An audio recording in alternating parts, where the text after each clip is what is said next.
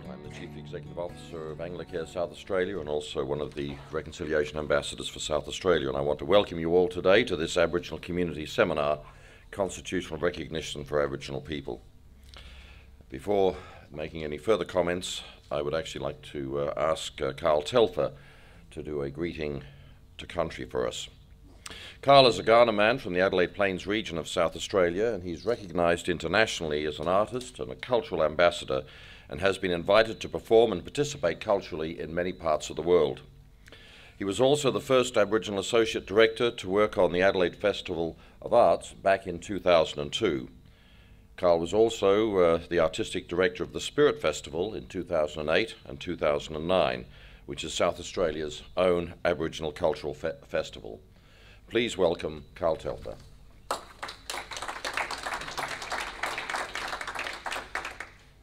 Namani, Nyara Bunakanacha, Nyai Garner Bunamina, Tandanika Garna Yarta, Nyai Muni Yarta, Nyai Tawla, Zuburkan Tawla, Ma. What I said, I guess in the recovering language of the people from this country here, the ancestors, was a greetings to you all in spirit, to this place here, and also to Nakam Warren Yunti here. Brings back a lot of those memories of when it used to be down the road there, Wayfall Street, the big sliding door, you know. Yeah,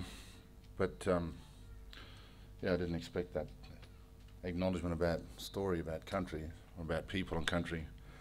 And I can't hang around today, and I wish I could. I've got things I've got to do, but I'm out there talking to people about this all the time, about the invisibility of our people.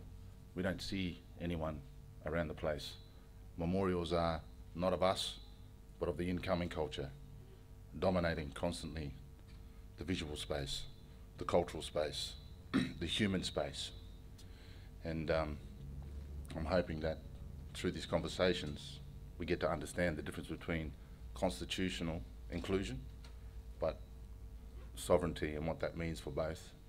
So we've got a clear understanding for all the generations, young people, people like me in the middle, and our senior people, so we can start talking about this and what's the best benefit or the outcome for us as a people.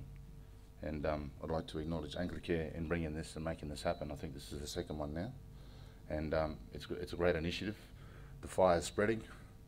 I heard before that mob in Port Augusta want to hear the same story now, so it's a good one. So we keep that one going and that song coming back, and hopefully that unification in that song will make our people strong so we can stand together for the rights, human rights, spiritual rights, cultural rights, for the First Nations people of this country. Ma.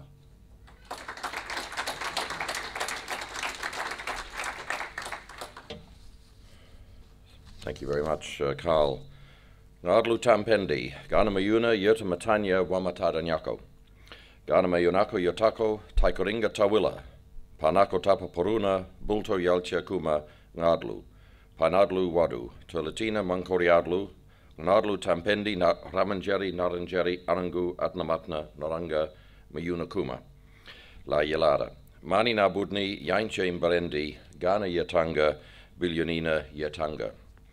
And with respect to Kaurna speakers, I have been wanting to say, we acknowledge the Kaurna people and their spiritual relationship with the land as the traditional custodians of the Adelaide region. We acknowledge their living culture, heritage and beliefs. And we also acknowledge the Ramanjeri, Naranjeri, Arangu, Adnamatna, Naranga and other Aboriginal peoples who are here to this day, and welcome them to this meeting on Kaurna land. May we walk together in harmony and in a spirit of reconciliation. It is very important that we all acknowledge the country that we're on, and we have had discussions earlier this year in the federal arena which has attempted to cast some doubt as to why we should do this. And yet the reality is that non-Aboriginal people in this country are invited to the privilege of a shared inheritance in this country, but it is a privilege we must earn. And it's a privilege we can only earn by an appropriate acknowledgement of the First Peoples of Australia. I've just flown in from Perth where we had an Anglicare conference, national conference there, and I was very impressed that our West Australian colleagues give to every one of their staff and volunteers a small bilingual card for them to use at functions around the state, in Yungar and in English. And that's something which I want to say I hope that we can be looking at in Anglicare South Australia. This is a very significant day in a series of significant days.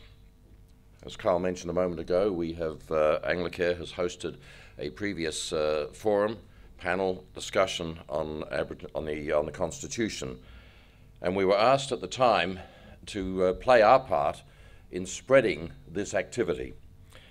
And so I'm very pleased that we have had such a lineup of speakers today to speak to us. Lauren Ganley, member of the expert panel, the Honourable Robin Layton, QC, Professor Lester Rabina Rigney, and Commissioner Katisha Thomas. And I thank you for giving your time and your thoughts that you will share with us in a little while. But I also want to thank all of you for being a part of this process. Karl mentioned a moment ago that what we have here is a tension, if you like, is keeping a balance, if you like, of two important issues. One is constitutional inclusion and one is sovereignty. The very reference to First Peoples is a recognition of where the genesis of sovereignty lays in this question. The constitutional inclusion issue is really to pay attention to the fact that apart from some references that need to be closely interrogated and about which we will have discussion today, we actually have a constitution nullius, inasmuch as it takes no recognition of the First Peoples of this country. And we've heard the phrase terra nullius. Well, we have the opportunity to not make to change the Constitution so that it does in fact acknowledge the First Peoples of this country. And the federal government has established the expert panel, and I want to commend the expert panel for the process that they have been going through in going around the country. They've already had a number of sessions in South Australia, and their call by the federal government is to come back with advice as to what may be put to a referendum in 2013, both on terms of a preamble for the Constitution and dealing with the body of the Constitution itself. I and a number of you in this room have already made presentations to that expert panel, or members of the expert panel. But we are at a critical moment. 2013 is itself not long away. The problem is, it is a long time since the last major opportunity we had in this country to deal with constitutional issues with respect to the First Peoples of this country. And the danger is that if the default position of the Australian community applies, one which has seen only 8 out of 44 referenda in this country supported, the other 36 all voted down, that's our default position. If that is to happen again, then it will be a long time before we have another opportunity. Now, the tragedy is that so many people in this country don't even know we have a constitution. I understand the figure is something of the order of 40% of Australians don't even know we have one. And of those who do know we have one, I don't believe many know the importance of the Constitution, and yet it is, because it frames the way in which our governments in this country make their legislation. It frames the way the courts will interpret the legislation that parliaments make. It should not, of course, be separate from all those procedures and traditions and conventions that exist amongst the First Peoples of this land. They need to be taken into account, but it is a legal, mandating, perimeter-setting document. And that's why it's so important. And for it to make no reference to the First Peoples of this country in terms of their role in our history, in our present, and in our future is something that should concern us all. But it also contains clauses, despite being a constitution nullius, it also contains clauses that really do need to be very severely interrogated, and we'll be very interested to hear today just the kind of comments that come from our panel, but also from you. In particular, clauses 25 and Clause 51, subsection 26. One refers to an implied capacity of the federal parliament, or the parliaments rather, of this country, to have a discriminatory basis on the basis of which voting powers can be given, and a discriminatory basis on the basis of race. And the other talks about legislation can be made by the federal parliament for the benefit of a particular race in our community. One may automatically say, well, that's a good thing, isn't it? And yet we know that in our history, the stolen generation was something decided by others as being of benefit to the Aboriginal peoples of this country. And we know the deep pain and trauma that we still live with today, particularly those directly affected or generations from those directly affected. And yet, they argued it was for the benefit.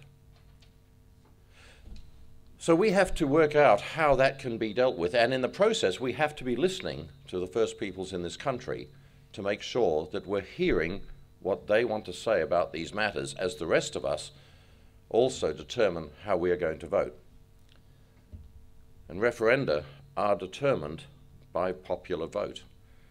They're determined by popular vote and a particular mechanism that requires a majority of the states, 4 out of 6, to also have voted yes. So even if you had one state vote 100% yes, and the other 4 states voted 49% no, so that overall you had a yes vote, it would fail. We do not have a lot of time.